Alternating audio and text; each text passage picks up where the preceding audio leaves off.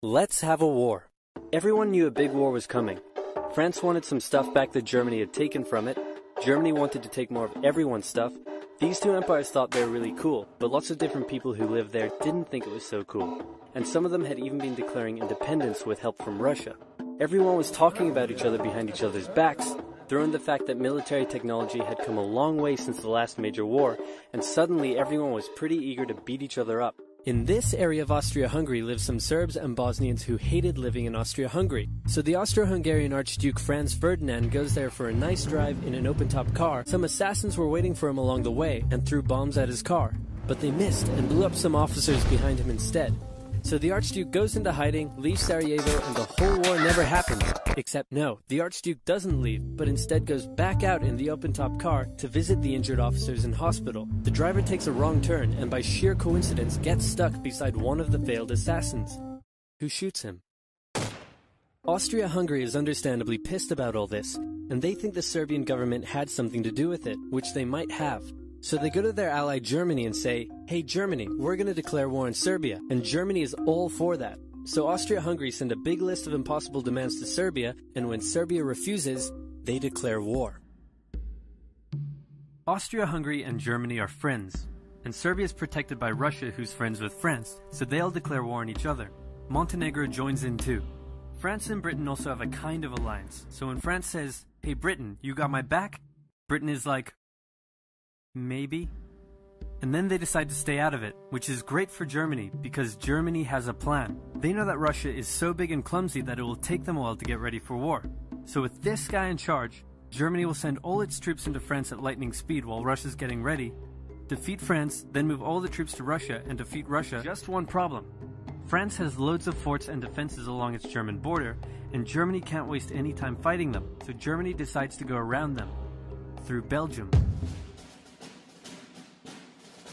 Belgium is neutral, but Germany wants to march 750,000 troops through it to get around France's defenses. They're hoping Belgium will just kind of sit down and shut up, but they don't. They fight back, and they're pretty good too, so they slow the Germans down. What's worse is that Britain shows up, and they're pretty pissed that Germany's invading neutral countries. So now Britain declares war on Germany. So Germany push on through Belgium and commit some atrocities along the way. The Allies have a propaganda extravaganza, and this starts having an influence around the world, notably in America. The US President Woodrow Wilson sees himself as a bit of a Jesus figure, and spends most of the war trying to get everyone to just hug it out. But there's also a large population of ethnic Germans living in the United States, and when the war first broke out, they were like, "Yay, Germany!" But now that they're committing atrocities in Belgium, they're less enthusiastic. Let's play Spot the French Soldier. Did you see him? Easy, right? He's wearing a bright blue uniform with red trousers. And do you know who else spotted him easily too? The Germans. So when the French were slowly marching in columns through the countryside, the Germans easily tore them to shreds with their giant guns. All the nations involved in this war went in with an old-school war mentality, and all of them had to update their uniforms and tactics a lot during the Great War. Because this war was going to be like nothing anyone had ever seen before. Russia's ready for war, and way earlier than expected. Hey Austria-Hungary, can you get on top of that? Oh yeah, sure, we've got this. Nope.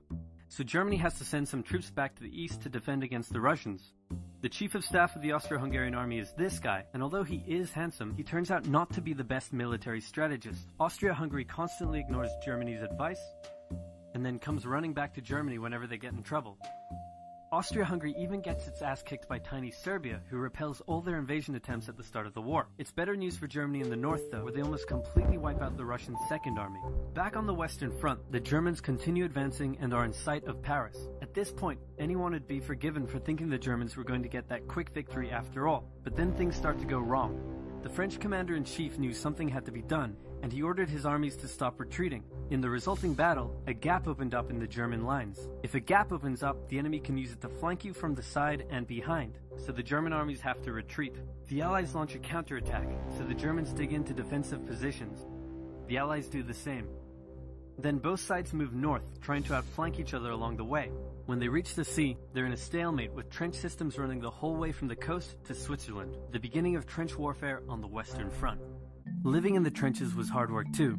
Corpses, mud that could swallow you whole, pools of poisonous water, rats, disease, The smell. It's insane that millions of soldiers put up with these conditions, and commanders ordered them to do so for years.